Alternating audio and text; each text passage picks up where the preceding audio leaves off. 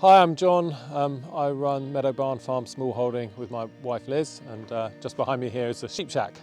So we're going to have a quick look around. Just from where we're stood here, I really wanted to keep it really simple because I think it sits into the valley beautifully, and I wanted to use a lot of wood and local materials. So I've got some reclaimed corrugated iron on the top of the porch here. We've got these these uprights that came from Holden forest, and you can remove the bark from them, but we decided to leave it on. Just I think the texture is really nice.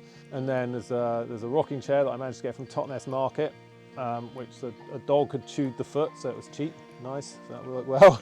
There's obviously this lovely door that I managed to acquire. So it's a stable door, which I think is great for these sorts of cabins, and it's got wonderful stained glass in it, which I did manage to break and then had to get repaired. Yeah, so it's just the whole thing's got this really nice, like wooded, kind of traditional, familiar feel. I just think it's like, it's not totally unusual, but I think there is some beauty in things just being sort of as you would expect them to be.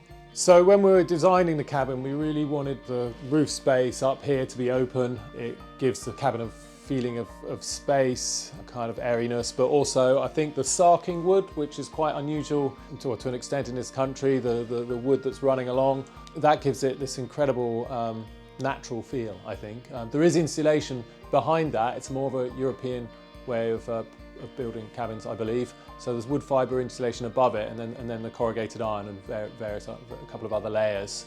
The sarking wood's got this kind of striped effect, which basically it took me so long to build the cabin that I left some of the wood outside, and some of it arrived later. So I had to try and work out what to do with the weathered stuff and the newer stuff. So I just kind of mixed them all up. So that's why it's stripy.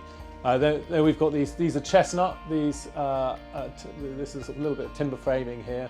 Chestnut ties. They actually have a structural purpose. They stop the walls spreading out or reduce the risk of that. So they are there for a reason. To the rear of the cabin, there's an upstairs. The upstairs bed. It's a really nice window. So you look out that window. You can just sort of turn your head as you're sleeping. You look out. At the moment, it's bare trees, but sometimes it's just green.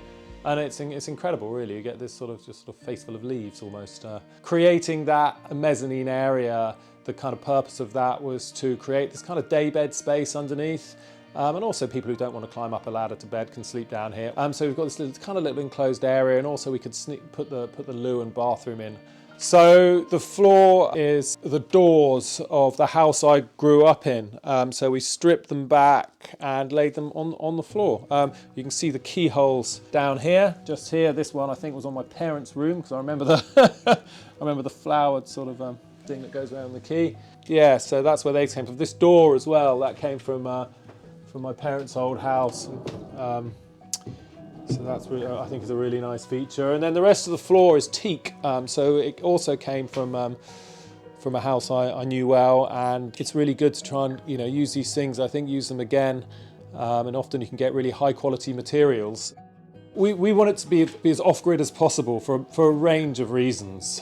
Partly simplicity, but also in environmental reasons. It should. I feel these sorts of buildings should be simple in all aspects.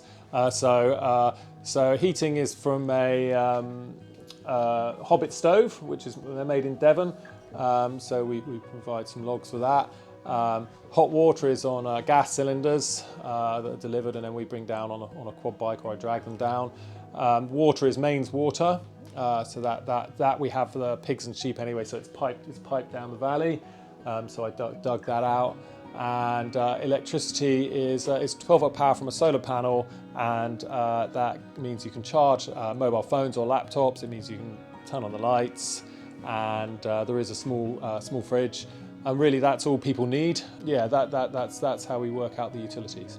When we knew we wanted to have a compost loo, and what we did was we jutted it out the side of the building. That was actually by accident, because we forgot to make space for it inside the building, but it actually works really well, because it means that it actually projects out the side, so the vessel that collects everything is underneath, is on the exterior of the building. It can be easily moved away.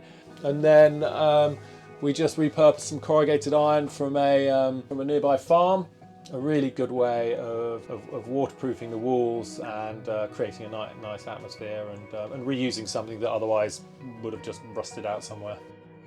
Often in these, again, it's about simplicity really, so you don't need a lot. And I know this from working in hospitality. You know, you need something to cook on, you need something to keep stuff cold, and you need running water. You know, so it doesn't need to be complicated. But what we have, we've just got one old kind of vintage sideboard that came from a shop, I think, and then there's hot and cold running water, which comes from gas, and there's a 12-volt fridge here, which are they are reasonably expensive, but certainly in the summer months, if you're going to spend time, just makes it a bit easier to keep your food cold and preserves the life of it a little bit. But there's really not too much to say. You can cook stuff, you can wash stuff, you can go outside and cook stuff, and you can keep some stuff cold. I think the space is really good. Yeah, I love it. It's quirky. It's got a lot of our kind of stuff that has been in and around our family for a while, and that makes it quite special to me. But I think, you know, if I was to move down here, like live in it myself, I would probably look at putting a slightly bigger stove in.